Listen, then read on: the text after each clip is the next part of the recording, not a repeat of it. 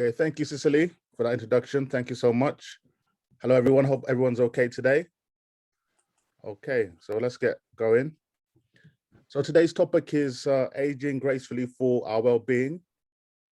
So senior citizens, the elderly, golden ages, these are some of the names given to older people. However, some people do not like being put in a box, and these people refer to themselves as the Golders. They want to be perceived as having a wealth of experience and wisdom, passing it down to the younger generation, who should be grateful and privileged for the knowledge bestowed upon them. Aging gracefully is more about being healthy and happy than keeping wrinkles at bay. It's not about trying to look 20-something. It's about living your best life and having the physical and mental health to enjoy it. Like a bottle of wine, you can get better with age with the right care. So here's some tips for aging gracefully. Be kind to your skin, exercise, mind your diet. Mental health matters, so take care of your mental health.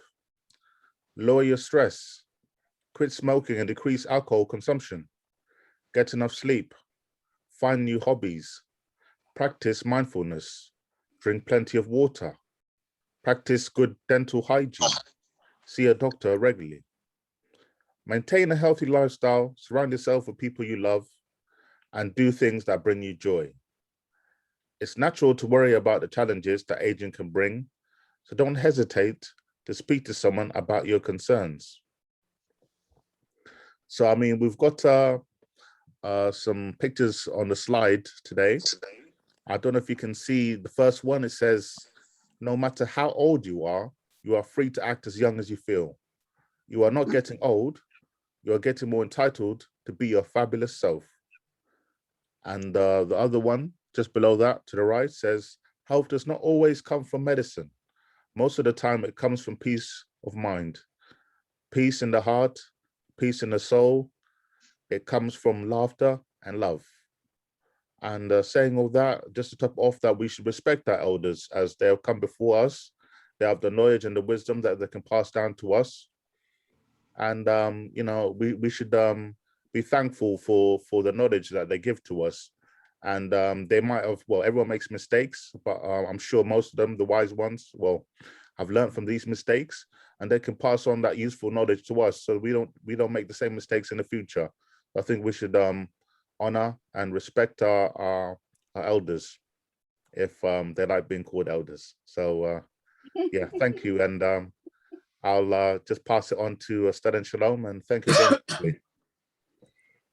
Tompe, thank you so much for putting that out there so nicely. Very, very good introduction. The scene very, very well said. And to follow that up, let's watch this video clip just to show that life is a journey. And where we have been, others are. And it's what they can learn from where we have been. So let me share this now. School. If Paul Newman could do it. Okay. I don't think you can see that yet, but I'll stop sharing and then share again. Let me do that. Let me know whether you can see that, young girl. Yeah. Fantastic. Okay. So let's hear. We have all been here. Yeah. And look at where we are. And let's look at where those are there and what they are doing, and think about what life is all about. Any thoughts on that before we get Sharon to take us through more conversation? What have you seen? What have you heard? What do you think? I thought it was very humorous. I just thought, don't take it so seriously. Everything about it made me chuckle. Like, yeah, it was a good clip. Thank you. Thank you, Eva. Yeah. Don't take life seriously. Leave it, and leave it well. Any other thoughts? We think people are thinking about it, but they are not. So we shouldn't worry about, what people are thinking about. Yes. We have to live our lives. Live it well. Good. Each stage has got its own issues. Yeah. So wherever you are, enjoy it and carry on regardless. I love that. Wherever you are, enjoy it. Don't miss the joys of the now because of the worries of tomorrow. Yes. And the fears of tomorrow and the worries of what happened yesterday.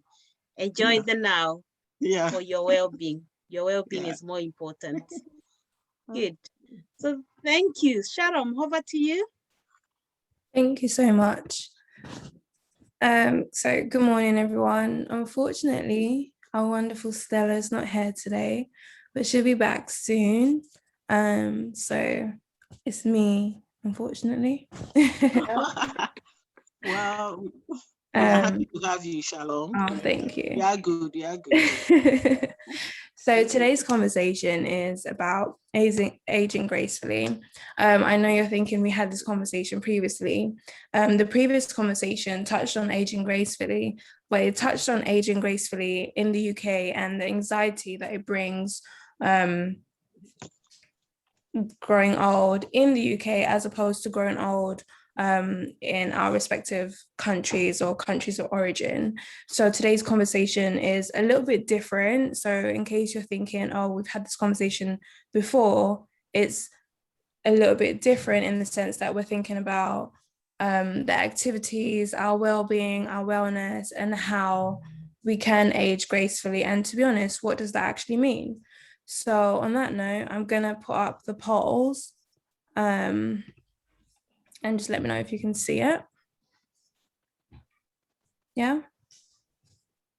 So the first question, thank you, is how much does the thought of age or aging and well-being matter to you? 100%, 50%, and 20%.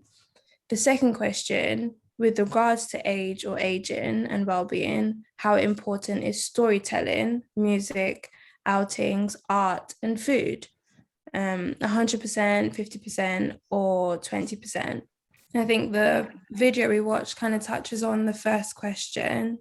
And I think the last man, I think, how old was he? 95 or 93? He kind of summed it up really well for him, which was that, you know, don't listen to anyone else's advice, basically. But it's very interesting that everyone else before him was given advice to someone before, and then in the end you hear, don't listen to anyone. And I guess you get to a point in your life where you're like, oh, do you know what? I didn't need to listen to anyone because I had to live and learn from different people's or from my own mistakes, and it's like growing pains to really understand life and aging and what works for me. So yeah. So I'm going to give you guys a little bit, like a couple of seconds more. And the second question on age and aging and how it's important to storytelling, I think this would be a very interesting question for us to delve into, especially from our kind of backgrounds. If you think about the stories that we've passed on or that have been passed on through generations before they ended up on TV, and the music that has turned into TV shows. Yeah, okay, I'm going to end the polls. Okay, so for the first question, how much does the thought of age or aging and well-being matter to you? 83% of you said 100%, none of you said 50%, and 17% of you said 20%. With regards to age and aging and well-being, how important is storytelling, music, outings, art, and food? 67% of you said 100%, 33% of you said 50%, and none of you said 20%, which is very interesting. I'm going to pose another question to you. So let me just close the screen. This question me and Stella came up with. So, and feel free to unmute yourself. Do you think that aging gracefully is an attitude rather than a reference to age or appearance? So let me say that again without a mistake. Do you think aging gracefully is an attitude rather than a reference to age and appearance? So please unmute yourself and yeah, Do you think it's an attitude rather than an age or an appearance? Come on. Unmute yourself.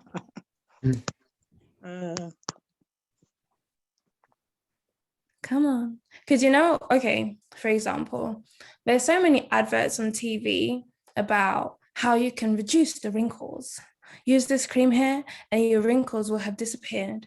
And you're like, child, please, you know? Or, I don't know, like now you see they use quite a lot of older models in different cosmetic adverts to entice the older generation to invest in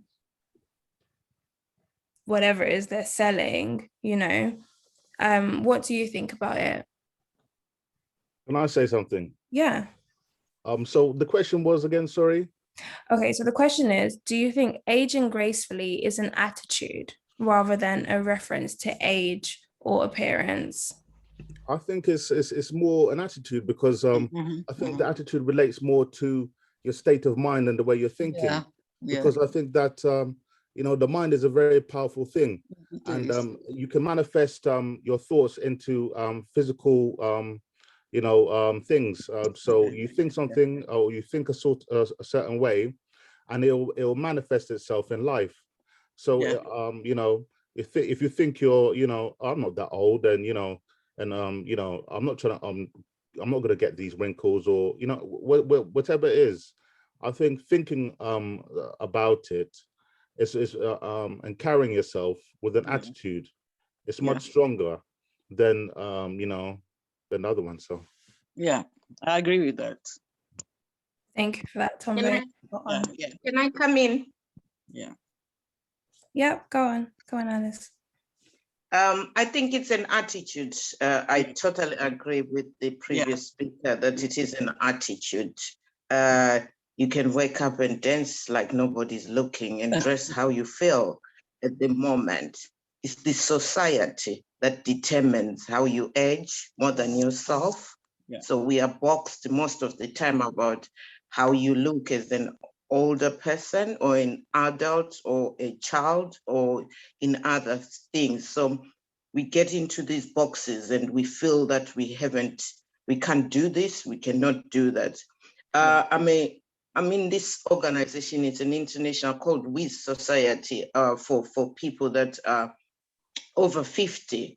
And they talk about the things they've done and seeing women who are 70, some of the careers they've started doing at 70 and feeling good about themselves and not pulling themselves backwards because of how stereotype aging was meant to be, where gracefully. Some people now are aging with an attitude, even if they have grandchildren, they more or less take their grandchildren out and enjoy the music concerts with their grandchildren and go to places with their grandchildren, and they put that attitude of how graceful they are enjoying. So the journey is the most important thing. What is past is past. Whatever might have happened in your past is past. The present is so important. The power of now, of how you feel now when you wake up every morning. For example, I give myself an example. My eldest daughter is 30. My youngest daughter is 24. I wake up in the morning, I meditate, I jump on the trampoline with South African house music and enjoy that. And somebody else who is my age might not feel it's appropriate or might make comments that are inappropriate, but it's how I feel internally. So the way I dress, the way I walk, the things I do, and at over 50, I decided when my kids went to university to go and leave my job and do a PhD in something that I really liked about young people researching that. So I think it's an attitude, and my attitude is just live for now, enjoy the moment, enjoy your children, enjoy your friends, go out and feel it inside and externally. Thank you so much for that, Alice. Thank you. So we've understood that it's an attitude. I want to go back to the second question, which is with regards to aging and well-being, how important is storytelling, music, outings, art, and food. So 67% of you said 100%. Does anyone want to expand on that? We come from backgrounds where storytelling is incredibly important. James is the king of using proverbs and, dropping them into his, things that his statements and everything that he has to say. So what do you guys think about this question? I can see Sister Constance's hand up. Sharon. Yeah, go ahead. Sorry. Sorry, Sharon. I'm just struggling with these terms that we're using.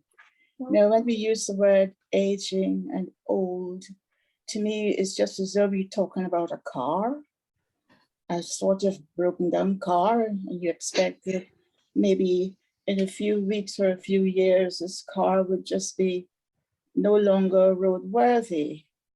And as a golder, I really struggle with that. I actually take offense when people use the word old. Oh, that's an old woman there. Oh, that's a senior.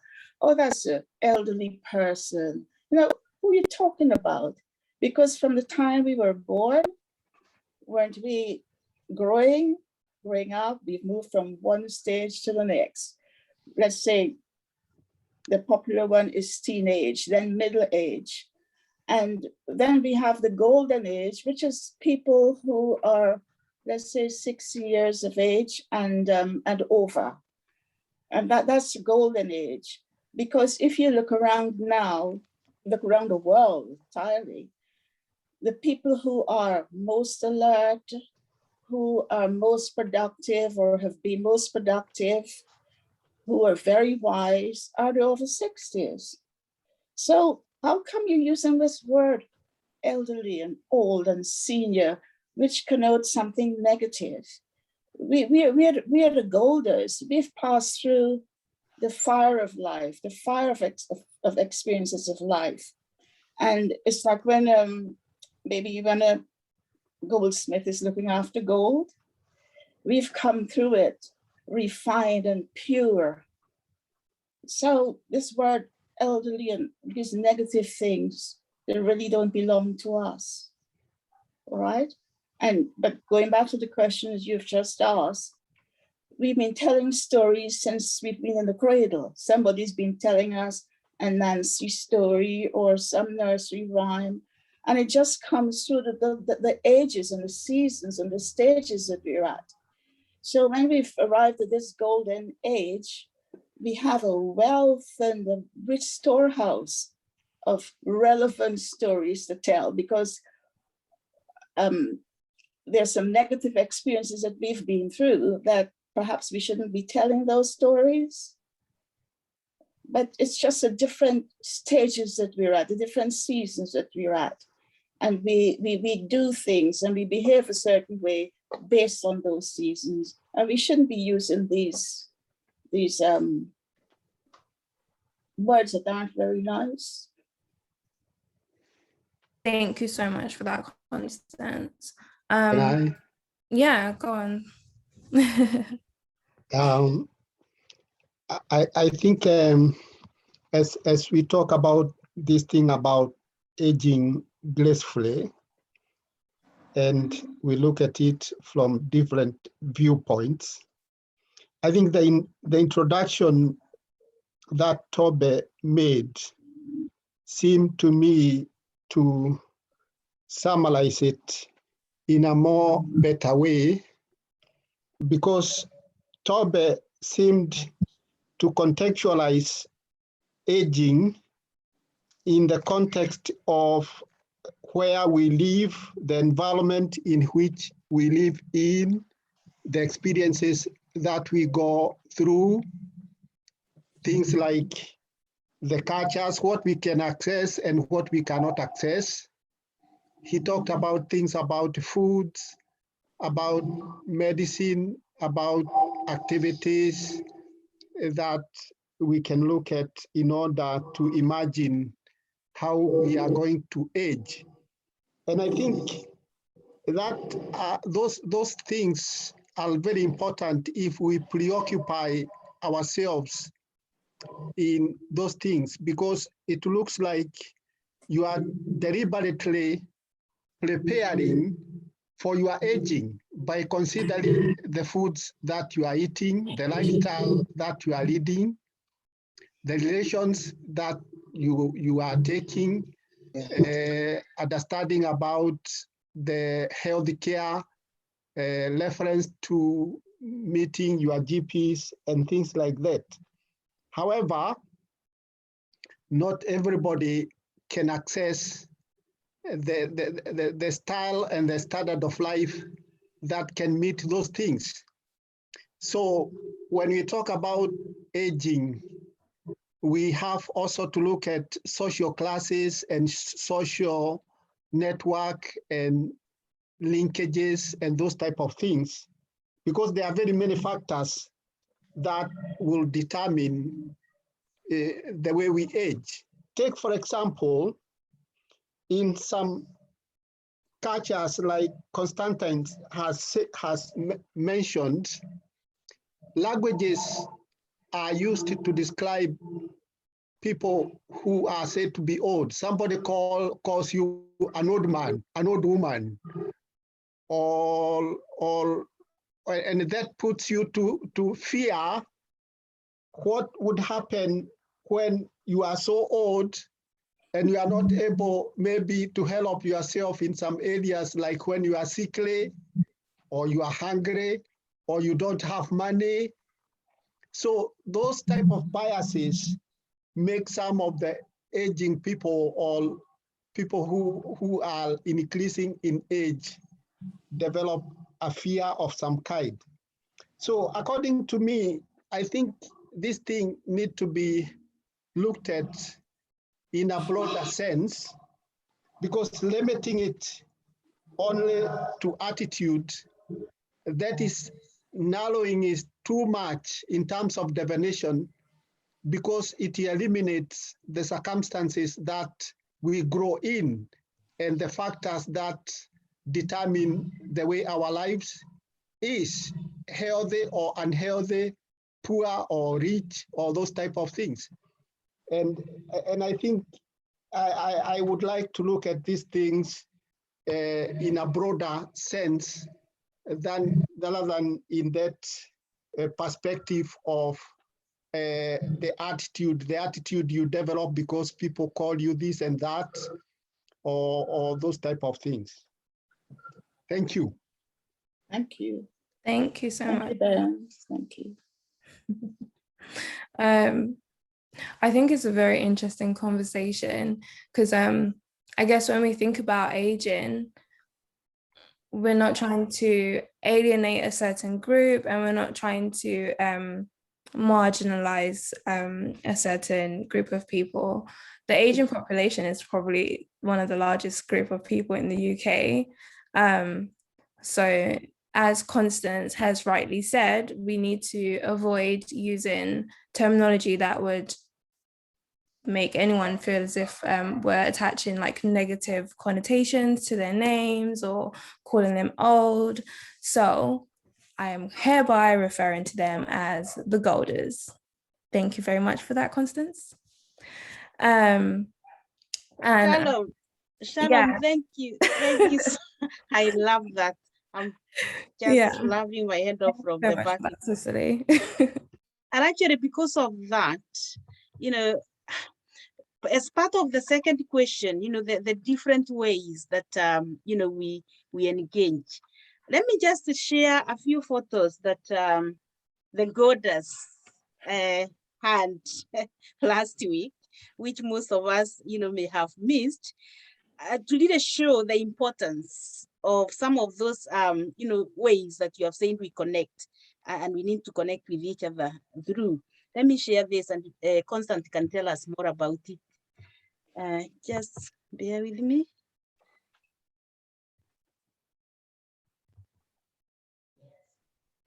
So there we go. Constance, over to you. I can't see.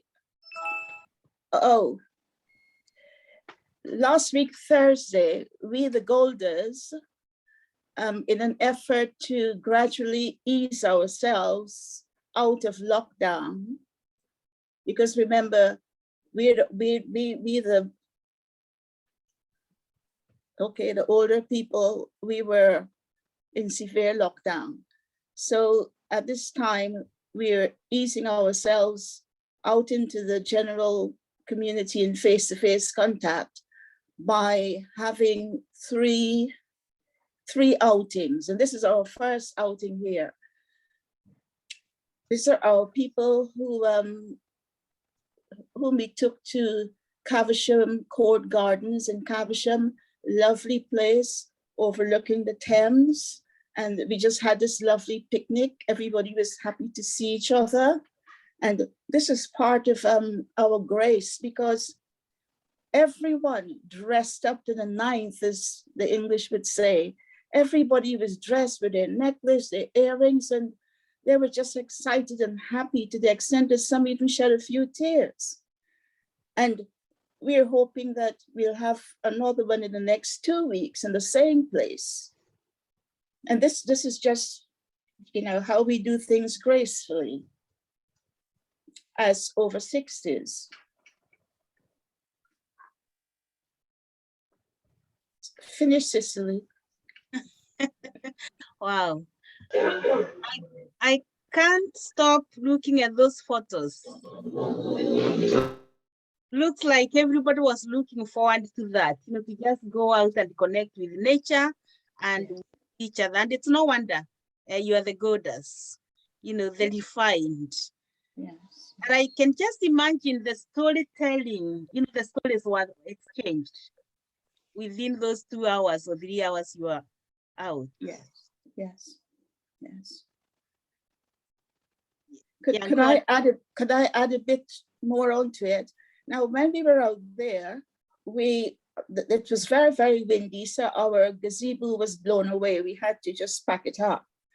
But in addition to having sandwiches, finger food, which we didn't cook, we brought them in just to make it easier for us to spend more time together. We had a little concert, a mini concert. One, Nisa, the young lady from RBC, who is working with the BME and faith groups, she was there to give a little talk and just do questions and answers. And then we had one of our Golders standing up and doing poetry, reading to us. Another person, another Golder, she read a poem written by her husband. And then we had a Golder singing like Nat King Cole, singing 2 love songs, to the extent that one of us, and you can see how we are growing gracefully, one of us said to the gentleman, "Sir, remember that we're vulnerable here." See, singing a love song, and we could tap into that at our age, over 60, coming up to 80, 90.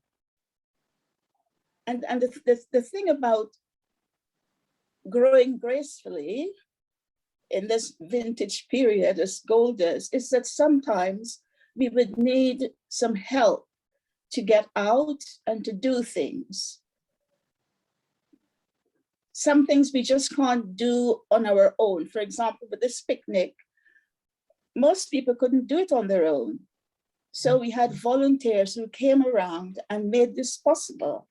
And this is something that we need to look at in our community, in whichever community we place. We need to look at that to see, could we help this person? This person is 94 years of age, not 94 years old, 94 years of age.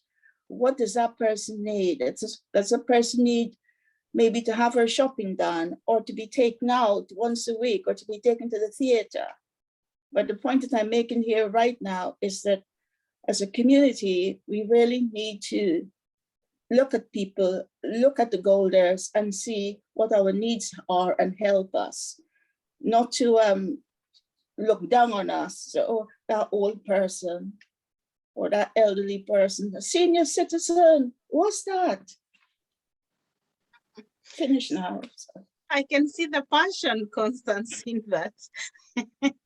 And clearly we need to rethink the way we use those words, the language. You know, language you use is very, very important in the way people relate with us or perceive things. And I've just written and gotten one word there that you are using, growing gracefully, not aging gracefully. Oh. Trust me, we won't use it again. We will not use aging gracefully again.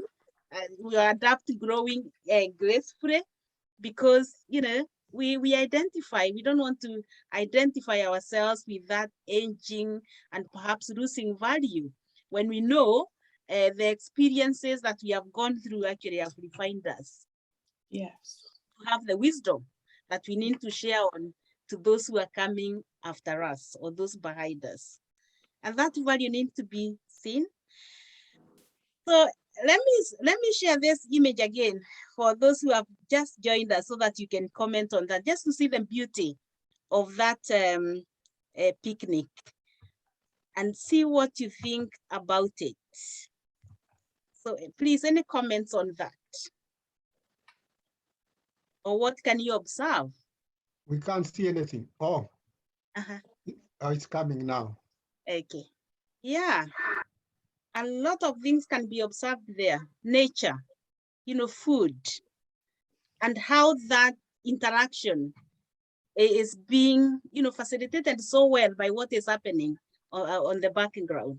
And those are the small details that we miss when we, you know, we are trying to, or when we try to connect with our communities. So yeah, any comments? Thank you, Constance, for sharing that. Let's hear what others think. Thank you. Any views on that? Is there something we are missing as a community and especially in managing our well-being? I'm sure stuff will come out before we end, but Constance, are you okay to tell us when is the next one? Oh, the next one is booked for the 19th of August, which is a Thursday, and we're going back to the same Caversham Court Gardens because there's so much of tranquility there. There's a lot of space where people can social distance. You can wear your mask or don't wear your mask. We're out in the open. There are gardens that we could just walk around. You just leave the main group and you go walking. You look on the Thames. There's the Queen's swans on the Thames. And I looked at them and I thought, oh my, I could make a good curry with one of those swans. And somebody said, you're going to go to prison because they belong to the Queen. How could you think about currying a swan? But you know, they just look like ducks to me. Yeah. Wow. Yes, we fund for ourselves, and I hope we'll be, well, I believe we'll be invited. We'll create time to be there.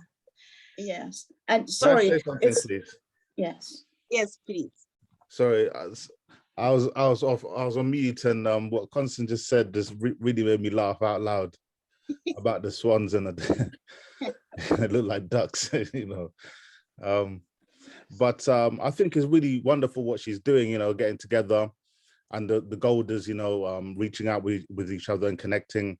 And you know, the humans are a social creature; they're social beings, you know. And you hear so many stories, sad stories about, you know, Golders being lonely and dying by themselves with no one around them. So you know, keeping that contact, that physical contact, you know, being able to connect with people, I think is important until, you know, we are no more. So I think it's really excellent what you're doing, Constance. Thank you. But remember, it's a team of us, and without the rest of the Golders, it's not possible to do this. Thank you. Yes. Wow, fantastic. You know what, in our midst, I can see Lala from Recovery College. I can also see Victor from ECA. I wonder where we fall in that. Lala, are you okay to come in first and see, let us know what is happening at the Recovery College and whether our goddess can fit in, and especially with the storytelling and art and all the rest of it. And then Victor will also let us know. Yes. Hello, everyone. Thank you so much for having me today. It was lovely to hear about everything that you've been doing. And actually, I was at the what is it called again? Caversham Court Gardens on that day when you were there, and we saw you all having your party, and it looked so fun. We were there because we have an allotment there.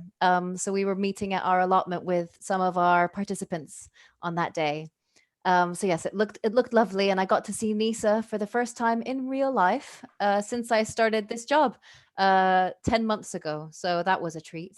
So I manage Compass Recovery College, and if it's okay to share my screen, I'll just take you all through it and tell you a little bit more about us and what we offer around mental health and well-being. So I'll share my screen now. Oh, I might need permission. Let me make you Sorry, that. Cecily. Yeah, let me do that. So Too small. there we go. It's better. So we are Compass Recovery College, and we are a very small mental health and well-being organization. And we get money from adult social care and public health, not enough given the need, but a bit. And we run courses and workshops to help promote good mental well-being for people of all ages over 18. All of our courses are free, and everything that we develop is with people who have lived experience of going through challenges themselves. And that's very, very important to us, that we work with people rather than developing things for people. And our real goal is to give people the skills and the coping mechanisms that they need to manage any challenges that they come up with in their own lives. So we are not a solution. We're here to offer people the mechanisms and the strategies to take away and put in place in their lives for times of struggle. So we are very much about creating a supportive environment. We want to be a friendly place where everyone comes and everyone feels like a student. They're with us to learn about themselves and to learn about their challenges, and they can share experiences if they want to, or they can just take the information they want to as well. And it's about developing skills to have a better life and better well-being. So we really want to meet the needs of every different kind of student. And that's why I want to go out to different communities. You know, since I started this role, it's very, very important to me that we speak to different communities about what those needs are and change and develop what we do based on the need that is out there. And as I said, we are open to everyone, and we develop everything that we do with the participants in our courses. So to us, recovery is about building a meaningful and satisfying life. It's not about not having problems, not struggling. It's actually about feeling like your life is meaningful and satisfying. That is the most important thing. And this just recaps what we stand for. So we are all about working in co-production. We are about education. We believe that all of us can learn at any stage of life. It's about learning and getting better and progressing. And we're positive. We're about being strengths-based. So actually, rather than thinking about what the problems are, it's about thinking what the solutions are. And we are community focused. So we work with a lot of different community groups. So for example, we've been running workshops with Alana House recently, and the vulnerable women that go there. We've worked a little bit with Reading Community Learning Center and the women there. And we're really keen to work more with Acre as well as time goes on. So I just thought I would tell you a little bit more about our courses. So over the last 15 months, we've been on Zoom a lot, but we are slowly starting to come in person. So actually this summer, we've been delivering things like our allotment in Caversham Court Gardens. We've been having Pilates and yoga in Prospect Park. We've been doing an outdoor art course, so painting, charcoal, collage in Prospect Park as well. And we get a professional artist in to work with us on that, but also volunteers. So we're getting different types of expertise and different types of inspiration. And we feel like that's really important, actually. So our courses are really varied. and they can be one-day workshops. So we've worked with a creative writing artist to do a one-day workshop in the past, or they can run up to 10 sessions. And our courses are separated broadly into these areas. So we have mental health courses that are about understanding specific mental health challenges. So, you know, those are around mental health language. So things like anxiety, things like depression, but nobody needs to have a diagnosis to come. Actually, if you just want to come and learn more, these courses are really good for that. We have our well-being courses, which are often on a lunch break. So yoga, for example, is at 1 o'clock on a Wednesday. So people can come on a lunch break. And we have, oh, Alice, you're drawing on it here. I don't know how you've done that, but that's very impressive. And we have our creative courses, which I mentioned a little bit as well. We also have social courses. I think, like Constance rightly said, it's been a really difficult year, and giving people a chance to come out and socialize in a place where they feel safe. You know, a lot of people have been meeting us online, so they're used to our faces. So we're meeting them now in person in a cafe in the town center, which for a lot of people has been their first step out of the house in a long time. And being able to be supported to do that in an environment with people that you feel comfortable with can be really helpful, we've found. So this is just an example of some of our courses. We release a schedule. So in September, we'll have a new schedule, which I'd love to share with you all. Cecily can send that out. But for example, we've been working a lot with carers. You know, we know that people doing unpaid caring work for friends and relatives have had a really hard year and a half.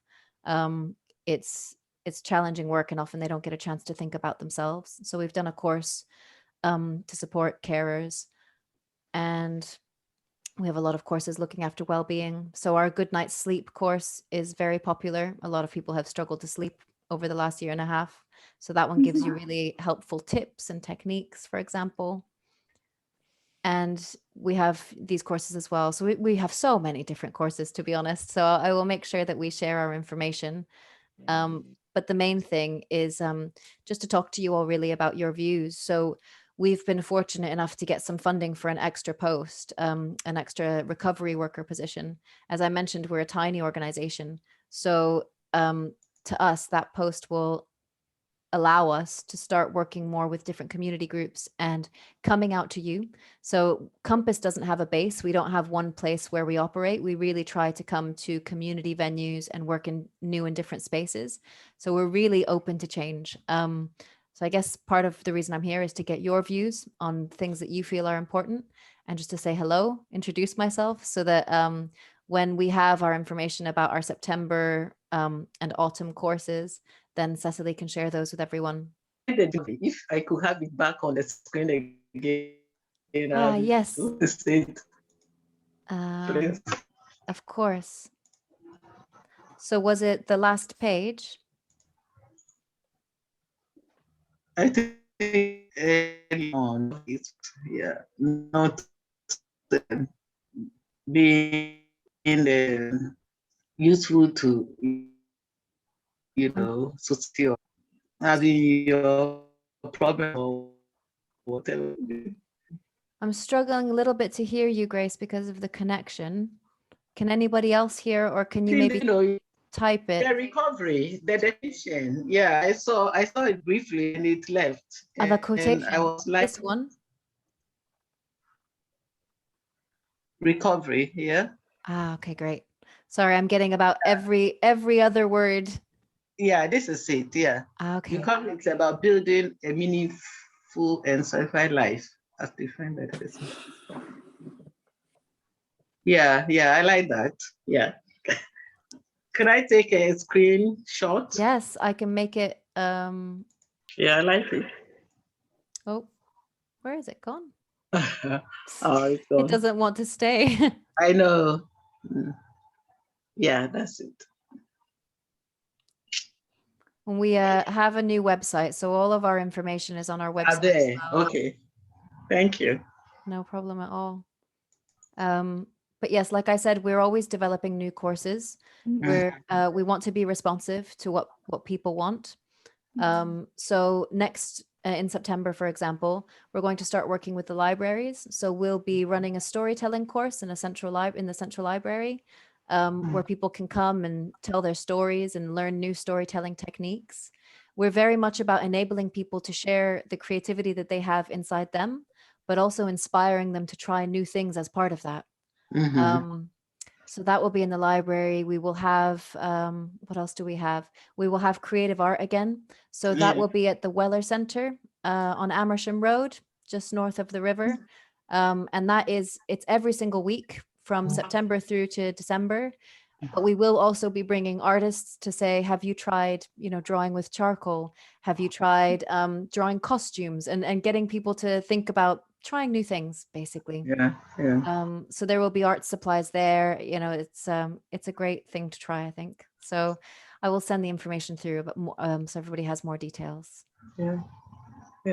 Sounds good. Thank you. No problem at all. Thank you for having me. Thank you so much for that, Lara. If I could just bring in Victor now. Victor, are you there? Yes, I am. Hello, good afternoon. Hello, Victor. Good afternoon, Victor. Yes, how are you? Okay. Okay. Aging well. It's something that we all wish for throughout our working life. We're looking forward to that day when we retire, not knowing that is when we need to be at our busiest. if you want to age well.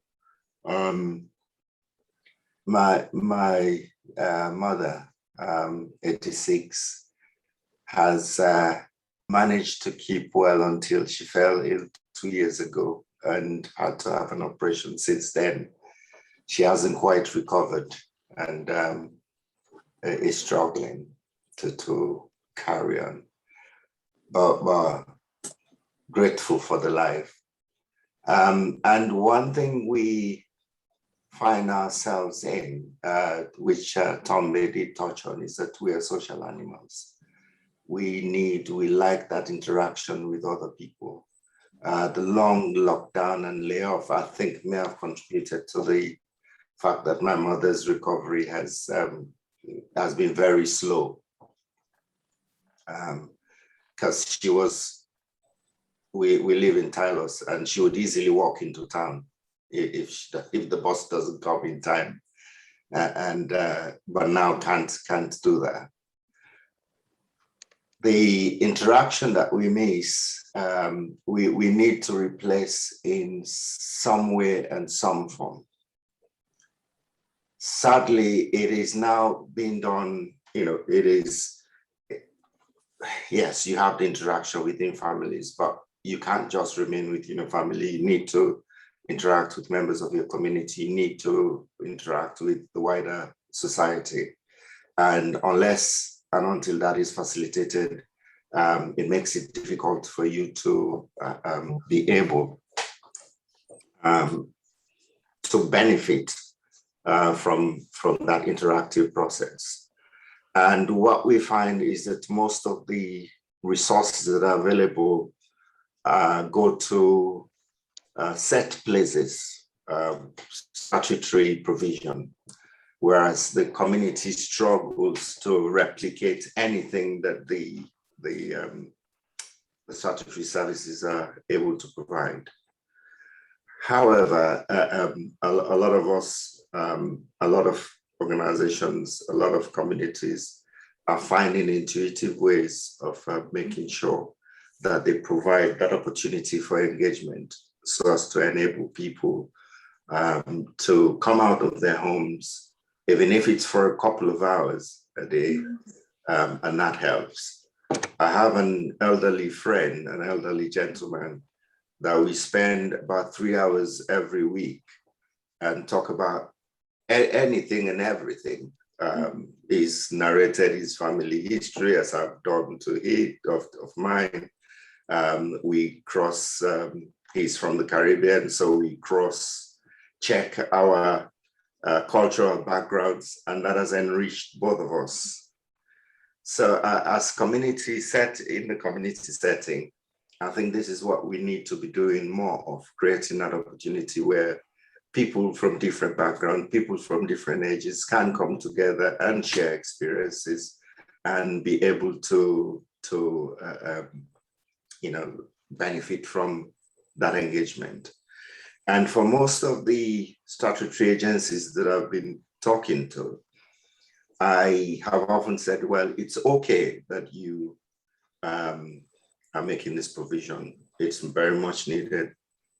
However, there are certain things that you need to take into account when you are designing your services.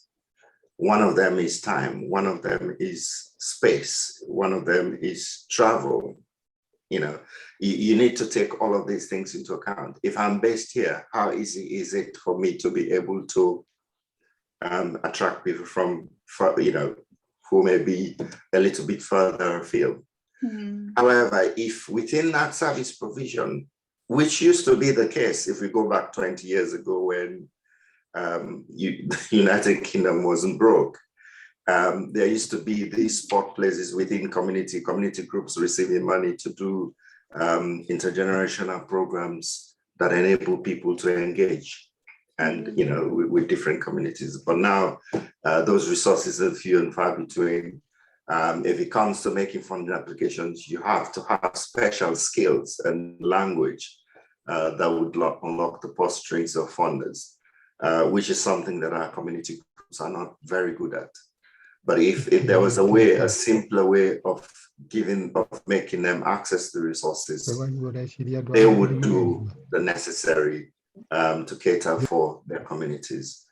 They would do the necessary to create that intercommunity,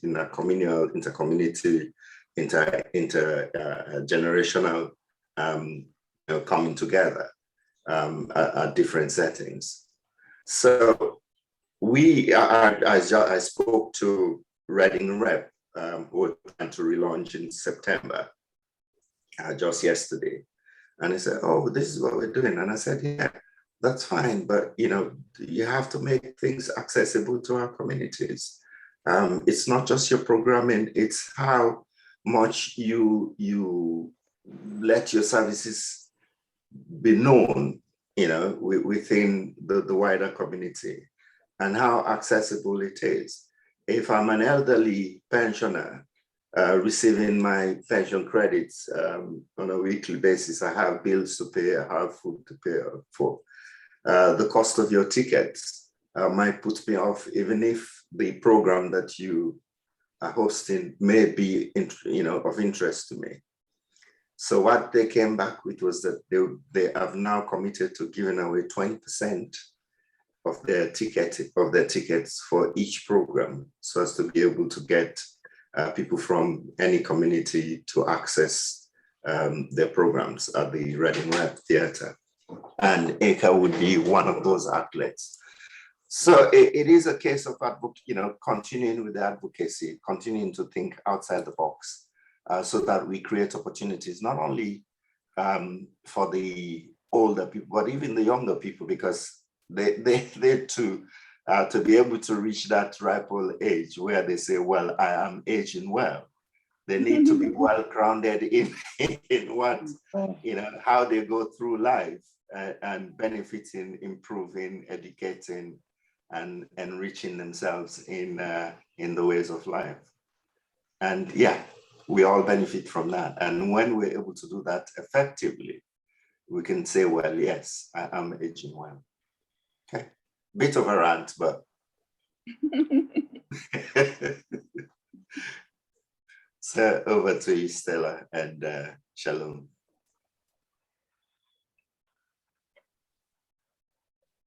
Thank you so much for that, Victor. Unfortunately, Alice has gone, so we would have been able to hear from her on her aging report that she's currently doing. I'm wondering whether anyone else would like to speak on, any of the previous. Can I add one more thing? Shalom. We were not part of, but we've managed to get ourselves onto the Asian Well Partnership. and we're walking through the CCG and Reading Borough Council Health and Wellbeing Board, including RVA and others. And aging well is one of the key issues that need to be improved upon, according to a report in Reading.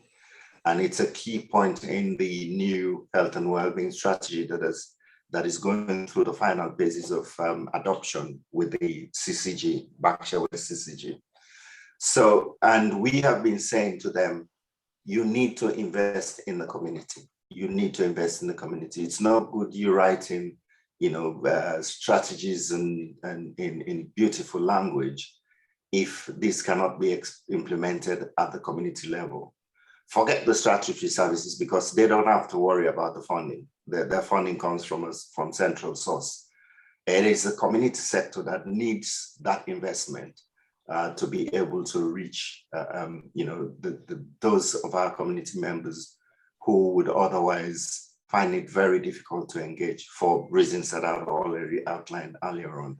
So I just thought I'll add that in, and hopefully I'll be updating as we go along for people to know that, the discussions are going on, and we would let you know if any change in the service offerings available to the community. Thank you so much for that, Victor. And maybe Victor, before you go, any updates on the Wellbeing Hub that communities may want to know? Oops. We are going through, if you want to get anything from government, you've got all these hoops and hurdles that you have to go through. I've completed the paperwork and sent all the proofs that they wanted us to send. That has gone across. I'm waiting for the confirmation that the money has been released. We would need to recruit at least two part-time workers for the hub. And we have spent the last few weeks improving the site. I've had donations of carpet tiles and chairs and bits and pieces, and I'm expecting more donations so that when we hit the ground running, when we hit the ground in September, we'll be hitting it running with everything in place. And it's for just you good people to be coming in and participating in hub activities. Yeah. Recruiting the goddess. Sorry? Goddess. Yeah. Yes, Mrs. Goodin's hand is up. Yeah. Yeah. Victor, can I say you are blessed to have your elderly mother around you, It will be a different story if she was very far in Africa. Yeah. The worry and all that, so well done. The struggle to keep her here is another matter, but she's here. Yeah, it's better. Otherwise, if she was very far, your mind, Yes, you won't be, you won't have a peace of mind. Yes, indeed. Yeah, so it's a blessing. Yeah. Yes, I would just like to ask Victor a question, please. Yes, please. Victor, does ACRE have any plans to develop more social settings for our BME Growing Gracefully group? We are hoping that the start of the hub would be a gradual process of development. It's not just for young people. It's not just, it is meant to be, for everybody in the community. And what I intend to do is that we'll set up working groups that would look at specific issues that we can build into services that are delivered by the hub, which is why I'm hoping that we'll be able to get 2 part-time workers. One would be a development worker that would be taking those ideas and advocating for resources so that we can implement them within the hub. Because Victor, we need more luncheon clubs. We need more of those services in Reading. We have one main luncheon club that's going, and for our BME population, and it's just about 4 hours a week. That's not enough for us. And I've been told that it could be looking into that, and I'm just wondering how you would that today. Well, like I said, as I said earlier, we are engaging with the Health and Wellbeing Board, that they need to consider this investment in the community. I don't begrudge them that they are statutory bound to create, the luncheon clubs that are in place. They've got one in South Coast, Whitley, Caversham, and what have you. I don't begrudge them that. That is a statutory responsibility that they have to discharge. But my argument is that it is not enough for various reasons. Because even when you say weekly, it's a huge area and it covers miles. You have to get to that fixed venue. However, we as a community tend to congregate in certain areas. So if say, for example, West Reading, if we had the resources, then we would be able to set up something that is closer to where people are, and be able to access that. And it should not be the responsibility of one organization. It should be the responsibility of the community networks, if only they're a resource. Hundreds of thousands of pounds are spent into the statutory provisions. And, 1/10 of that in a community network, believe me, would achieve more than that government provision, because it understands, whoever is receiving it understand the needs of the community, and they know what they need to do to address that need. So to say, well, here is a provision, come and get it, it's not as easy as it sounds. Thank you. That's true. Thank you. Yeah. Thank you so much for that. Does anyone have any other comments before we invite James in? Oh, Constance, you've got your hand up. Yeah, I just want to say something in a lighter vein, a lighter note. I'm not seeing anybody. Hello? We can see you, Constance. Hello, we're here, Okay. Constance. We can hear you. Yeah. We're talking about growing gracefully. And sometimes growing gracefully could work against us. What I mean is sometimes a person could be looking so very smart and so very with it. And I've had this experience on Monday. I went to my bank. I wanted some money, and the teller looked at me. She took my card and she looked at me and she said, "This is not your card, is it?" And I thought, she's probably joking. She says, "Well, looking at you and looking at the age on this card, it can't be you. So I'm not sure I'll be giving the money to the right person." And I was really shocked, because by then there were lots of people in the bank in the queue, and she's asking me, "Where did you live before? You need to bring this, you need to bring that." And I'm looking at this girl and I'm thinking, what's this? Because the way in which I look doesn't match the age on whatever card book I gave to her. Yes. And she's asking me, when were you born? This, that, and everybody else is listening. So, you could end up looking very, very good and run into these troubles. No, I'm sorry, I'm dead. I'm laughing my ass off at this. Well, yeah. That was bang out of order. I would have asked to see the manager. I think it was rude, it was misplaced, and it was without foundation. If they had any complaints and issues, then that I can understand. But you can't. How many of you will guess my age? I'm not as young as No, it's true. And I've had this issue in a bank before, out of order. and they ended up sending me flowers because I was so upset at the way I was treated in the bank.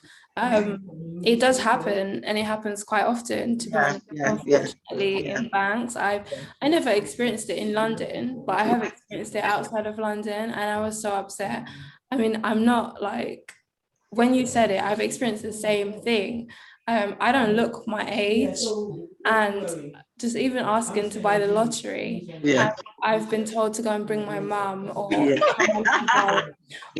I'm like, dude, I drive, you know, or where's my license? And I'm 29, okay, like I don't walk around with my license. Do you understand what I mean? Like, I drive. Well, to buy the lottery, you need to be like 16. So no, but to be honest, like I was laughing when you said it, but what Victor said is actually true. Like, bang out of order, and when you were put in that position, they should have actually pulled you to the side or made better use of the situation, if that makes sense. Like, you know, I feel like they don't train them appropriately in those kind of situations. It's a situation of, okay, I have authority. Yes. Yeah, it's wrong. It's wrong. In such circumstances, they should have taken Mrs. Good into a private room. You know, and once it's done, she shouldn't even have to come back to the queue. I just think it's wrong. It's bang out of order. It's common, you know. I had that done to me, even at the tube station. It is common because we're putting up with it. Believe me, make some noise. Make some noise, and make it sufficiently enough, and it will stop. I was so upset. I threatened to leave Halifax, someone I've banked with since forever. And they literally sent me flowers, and they were so like they were so scared because even at a tube station, they challenged my age in Hong Kong, not even here, far away in Hong Kong. They they wanted my passport to prove my age, you know, because they couldn't believe my age. So, you know, it's all over the world. They do that. And do you know, I literally turned around and I said to them, I'm sorry that you guys don't look as young as I do, but that's not my problem. Well, let me tell you what I actually did. I felt so embarrassed because there it was, she's asking me all of these personal things and there are people looking on. And I just kept my cool because I realized that if I act out in anger, they would have said, oh, this black angry woman, it always comes back to you. So I took my book and everything, and the very next day, I went back to the same building society, and there wasn't any more customers at the time. And I went to the same person, and I told her what happened the day before. I said, you put me in an embarrassing position because of so. I said, it has to be some sort of unconscious bias. She says, oh, no. I said, but you're trained. You are trained to deal with customers. So what Victor said, why didn't you take me to a room to explain it to me why it is that you couldn't give me any money? You just looked at me like that. And you said, so. No, that was all wrong. Do you know, she began to cry. Her face just got very red and she began to cry. But just because I wasn't ranting and raving at her, I was just telling her, well, you are trained. This is what... They do that all the time. At GP surgery, they call your name, your age in front of people. You know, it's not right. It was so wrong. It was so wrong. And I told her I was going to be talking about it on the BBC News, but I'm talking about it on Let's Talk. It's all right. Sorry, can I say something? Yeah, sure. Yeah, sorry, I know I came in late, but I've seen the topic in terms of aging gracefully, and from the examples I can give, the examples that I've listened to, one thing I've come to realize is that when it comes to the Western world, age is not really, from what I've noticed, age is not really like respected. But back in Africa, it's a different ball. Yeah. I mean, I can say if I were back in Africa, I don't think I'll be able to have conversations with certain people on this forum because they are way older than me. That's right. And there's that belief that respect your elders, especially in Nigeria. Yeah. Shalom, you can testify on that. Shalom, obviously you're Nigerian, you're Nigerian descent, right? Mm-hmm. Yeah. So you can testify on that one. Nigerians, they make sure respect your elders. I mean, you wouldn't have, because if I were back home, I wouldn't even have the guts to sit near people with certain people that are much older than me. Yeah. But they'll tell me to please keep quiet. When your elders are talking, you're not in power, you're talking. They'll look at me as a small boy. Yeah. I'm a baby. I shouldn't be talking where they're talking. Yeah. It's not only Africa. Certain cultures, we revere the aged. Yeah. Old people, we revere them. Yeah. Like gods. They got knowledge, they got experience. They are honored in occasions, gatherings. We want them to be there. Whereas here is different. Yeah. I think in general, there's good and bad in different cultures. I wouldn't want to say, okay, yeah, it's perfect in African culture, respect your elders, keep quiet, stop talking is the way to go. I think no, it's not the way to go. But in regards to Constance's situation, I give you, let me just say, props to that situation, because in the situation that happened to me in the bank, I left very embarrassed. Yes. I had to call my mum, and she ended up calling Halifax and giving them everything. And obviously you have to deal with your own situation because you only have authority to speak for yourself. But she was the one that ended up giving them, what's what. And this was following Black Lives Matter. And I was so worried about coming across like the angry Black woman that I couldn't speak up for myself. And I was in a private room, but I was sat down and the manager was standing up. So it was a situation of you're standing up, unfortunately, this white woman standing up, and I'm this Black woman sat down, and you're talking like down to me about my account, and I had done nothing wrong. And because you questioned my age and whether I had the right to have this much amount of money in my account, and I felt like a thief. Do you know what I mean? Like, yeah. I left the bank, I couldn't even speak, and I called my mom and I told her, because I was so embarrassed, I couldn't even enter the bank again. And she was so pissed off, like that she called them and she gave them everything, that they ended up sending those flowers, like, don't leave. So, before we bring James in, do you want to say something, Emeka?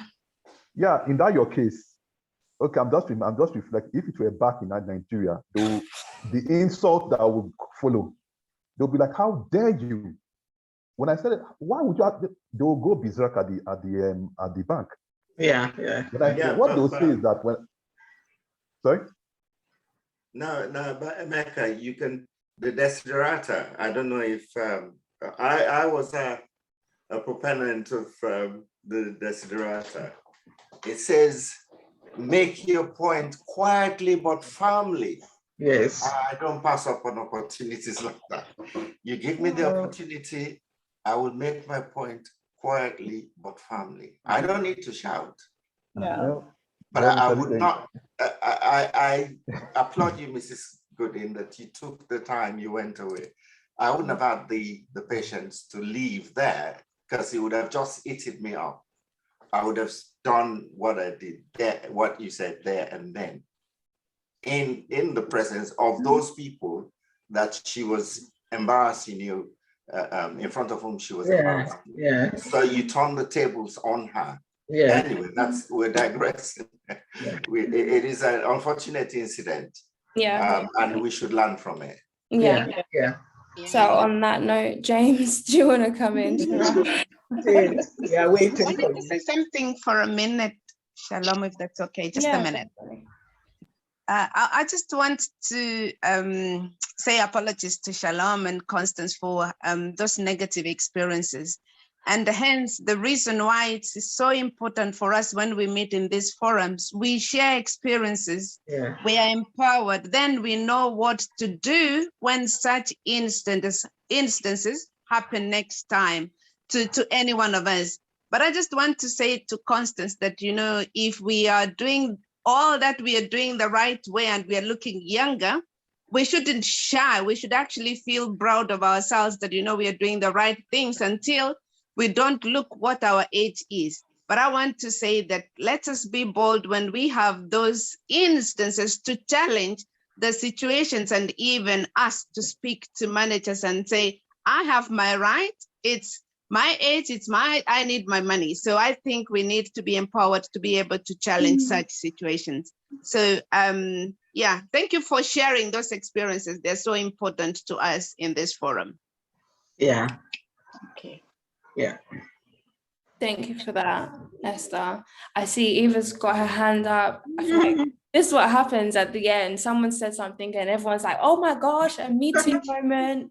Yeah. Okay, Eva, go on quickly before James comes in. Yes, just a quick Before one. he And I was just disappears. saying, having been a person who's worked in the bank, I think most of my life, yeah, it's an unfortunate incident that happened and it shouldn't have happened. And I'm thankful for how she dealt with it. Yeah, it's how. And yes, and I think this is why we need more representation as well. Age is something we constantly battle with in the bank sometimes, but again, it's how we treat the customer, you know. So, and that's really at the forefront of customer service, really. Yeah. So definitely, we should speak up and get to a room. You know, we never want to embarrass our clients. It's the last thing we want to do. So I'm sure they should be sending you a good bunch of flowers or some Yeah, good I compensation for think that. so. Yeah. Thank you. Thank you. Yeah. Thank you for that. James, do you want to come in now? Yes, finally, but it's been a graceful morning and also afternoon. And my very first question would be, how does one grow old or become old? So that's something you need to ponder on. I don't want any answers. In your own graceful time, look at that question and look at it and talk about it to yourself and try to understand what it means to you. And I think we have said a lot. And again, I think all of us can only begin to imagine how difficult it would have been for Constance and Shalom with that experiences they have shared. And again, like Esther said, this is a place, the platform where we come and be courageous to talk about some of those very difficult, otherwise challenging experiences. And we can all tip in and support and share wisdom. And that actually brings me to the topic today, aging gracefully. There's also an opportunity for us to age gratefully in terms of what we'll be able to achieve, accomplish, do, and have, the places we've been to, the people we have impacted on, the things that we have done, so that we don't really focus on the things that we didn't do because it's gone. And things that we have done, I think that we take also that gratefulness and also things that people have done to us as well. So it's really important to bear that in mind. And also when we grow old, we don't really need to focus on the losses of our youthfulness. It's really about the new opportunities that we have now at that particular time or age, what you can do, what Constance is doing with those elderly people, and what everybody has done with his or her life in terms of reaching out to people, allowing people to reach out to you as well is important. And it's also about the way we handle the aging process and also how the process is treating us. So we need to understand that it's a process. Becoming of age is a process. Getting old is a process. Being born is a process. So it's really important to us how we embrace it. And if you use that process positively, you will grow gracefully and you won't really bother much about age. You will bother about how your heart is changing. And that will bring me to the other stage, which is let your age go old, but not your heart. So really, I mean, you can look at your age, but how about your heart? It's still very young. You can still get out and do stuff for people. You can still allow people to come into your life. You can still cook for your grandchildren or for your friends or friends that you invite around. So it's really important. And I can't wait for the Constance will invite us to that curry she was talking about. I don't want to mention the ingredient, but I'm just expecting her to invite me. Also, when we look at aging gracefully in our own communities back home, we look at how our elderly people are so important. I mean, they are our development workers, they are our historians. In this community, we go to the library to read history about this country. Over there, it was just ready-made. You go to your grandma or granddad, they will tell you, it's like flow of water. You wonder, how did they keep it in their minds? And that's what is making us grow maybe younger, because there's too much that we have in terms of wisdom, but people don't know. And that's what can make you grow really younger, even with your age. And we can look at aging also as people with politics, government, they talk about village leadership and all of those things. I used to really enjoy sitting with my elderly people, and they used to like me because I would normally ask very challenging questions about certain things that we see around, and we see, but what is this happening? Why is this not happening? And they will tell you all the details. And farming, they were the bearers of knowledge. Agricultural science, you ask them, they tell you what is happening. They tell you, they don't even have any record, but they tell you that this land is now ready to be farmed, and all of those wisdom is very important for us. And if you talk about wisdom, science, medicine, you name it, I mean, our aging population back home, they know all of those little herbs. They can give you and do stuff. They can tell you what to do. And they were our therapists, our educators, and all of those things. The reason why I'm bringing this, because things are changing. When we all come to this place, we migrate, it becomes different. Our young people no longer come to us for wisdom, for advice, because they have the internet. The internet is telling them that you can do this, you can do this, but sometimes they get stuck and they come, Mom, Dad, how do you do this? So we are still very useful. So let's make ourselves useful to people and our community and each other as well. And that's the reason why this forum has been created, to really enhance that possibility, to make it possible for us. And with what Victor is saying, once the hub is created, there will be a lot of opportunities to really spread our wings around, to extend that hub to so many things, supporting our elderly people, making sure that people are able to come together and fulfill their potentials. It's really about the ability you have now.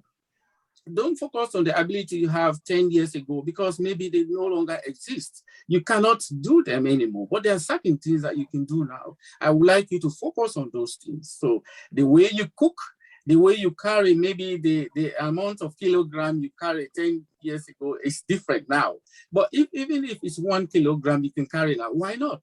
And if you used to walk 10 miles in those days, now only 5, why not? So it's really about trying to understand your ability that you have now, not the one that you can't try to look up to. So, and I would also like to bring you to the mindset of somebody I have been working with, an elderly person. And we look at the stressors, getting old, and some of the things that were coming up, actually the onset of age, and the physical pain that we go through, our leg hurts, back pain, and all of those things. And they are all part of the discomforts. But when we move from there, it's also, how do you internalize that? How do you begin to check on that? And some of the things that we come up with are mainly negative. For example, old age is challenging. Sooner or later, it will get to you. So if you having those kind of negative thinking all the time, is not going to help you at all. And if you have a society that can also reinforce your statement, it's even going to make it even worse. For example, if you went to the bank and they give you all of this hoo-ha, like Constance was talking about, it's going to reinforce your negative comment about yourself. So we can see how that vicious cycle begin to develop. So we need to break that cycle. And I think that's what we've been doing all along this morning and this afternoon. And some of the things that we come in terms of their thinking about negative things, it's about age is negative. I will lose the power to do things that I used to do.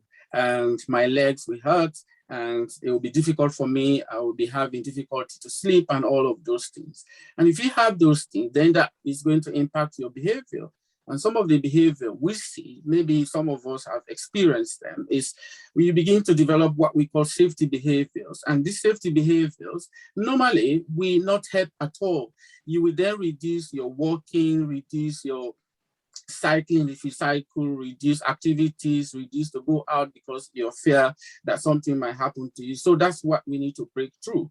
And if you're doing that, the effect on your mood, you become very anxious and maybe a bit apprehensive, maybe depression will also kick in. And it's really important to know some of these things. The reason why I'm bringing this is just to help us, to put us into that mindset. And then when we come to planning how we go ahead with this, I think a lot of you have already mentioned it. I'm not going to go over that, but let's look at some of the physical pain that we might have. Pains in the leg, maybe sleep problems and maybe discomfort, and in terms of when you're walking your joint and all of those things. So what are the things that I've been able to look at? How do we go forward with this? I think it's really what Constance is doing with the group, and also what we are doing here, and also what Victor will be also doing with the whole, with the wellbeing hub. It's really around how we activate ourselves, no matter how difficult it is. You plan your activities during the day and structure your day, have a planned day. When you wake up in the morning, I'm going to do this, I'm going to make myself a cup of coffee, but just have a little bit of a structure in your day. You will see things happening. And it's also important to teach ourselves how we challenge our thinking. If your thought is a bit negative, try to really chase it up and challenge it. I think we've done this before, where I brought the 3 C's. You chase your thoughts, you check it out, and you change it. The checking out is really quite key, because that's where you begin to tell yourself, yes, I might be growing old, but there's so many other things I can do with my life. And that's where you change that thought. And then the changing will be, I'm not going to stay indoors, I'm going to reach out, because when I reach out, people reach out to me as well. I'm going to take this phone and contact a friend, and I will meet her in the park and we can go for a cup of coffee. So that's how you change that thought, telling you that don't go out because you are old. So that's really important. And also trying to really problem solve. I think Lara talked about that from the Recovery College. She was talking about how we problem solve. It's really about socially having group to problem solve, individual also having to problem solve, because problem solve is really important, where you focus on the solution, but also focus on the fact that the thinking that normally will make you have those problems will not be the thinking that will solve it. You need different thinking. That's why you apply your 3 C's. You chase the thoughts, you check it out, and you change it. And then also crisis planning as well, in terms of when you're in emergency situation, how do you plan? Who do you contact? How is that happening? Who is available? Friends, neighbors, and all of those things. And storytelling, I think when Shalom started this, storytelling was big this morning, and also part of this afternoon. Storytelling is such a great aspect in terms of what we do. When I have been to older adult world in my early practice, we talk about reminiscence. And for us, storytelling is great. That's what it is. Storytelling will bring your youthfulness to life, because you go back and fetch those stories. My dad used to tell me millions of stories about the spider, and they're so great. Even when I sit back, recite them for my own family, it's so energizing. They begin to ask, what did the spider do? Well, why did the monkey do that? So these are all great and fantastic stories that we can actually encourage. Maybe stories have changed because we have migrated, but there must be stories. What about your first entry into this country? What about your first dinner, your first job, your first maybe friendship or whatever, the first park you went to in Reading? All those things can bring your memories back to life. So it's really important. And finally, before we disappear, it's really about how we review our lives. Most of us, it's so easy to go into the negativities. I haven't been able to do this. I should have done this. And believe me, the world has no policing effort. Nobody can enforce should. I should have done this. So he's going to police it.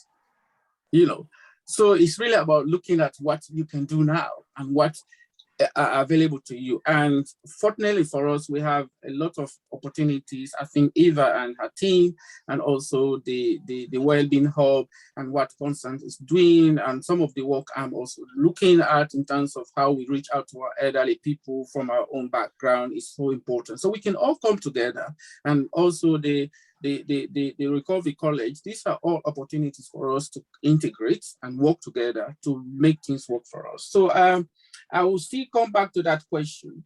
When does one become old? So this is something for all of us to go away with, but it's been a wonderful morning and afternoon. And Shalom, thank you so much. And everybody, thank you. So have a wonderful week, and we see you next week. You too, James. Thank you, James. Thank you, guys. Have a good week ahead. You too. Bye. Thank you, Shalom.